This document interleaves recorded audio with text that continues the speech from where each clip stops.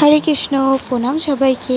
আজকে তোমাদের সাথে শেয়ার করব আমাদের নামহট্টের একটা ভিডিও। আমাদের হিন্দু কয়টা বাড়িতে গীতা আছে?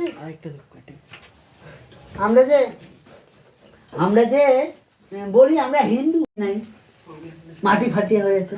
কেউ মাটি ফাটিয়ে হয় না, তাহলে আমরা কি করে বিশ্বাস করি যে তার হাতে কে গ্রহণ করবে? বলছে একজন যদি হিন্দু হয়ে যদি তার হিন্দু ধর্ম পালন না করে তার হাতে জল খাওয়া পাও, আর একজন মুসলিম যদি তার ধর্ম পালন করে তার ধর্ম এবং সনাতন ধর্ম। এই ভিডিওটাতে কিছু কিছু ক্লিক তোলা হয়েছে, পুরো নামহট্টটা তোলা হয়নি। এখন তোমরা আরতি দর্শন করো।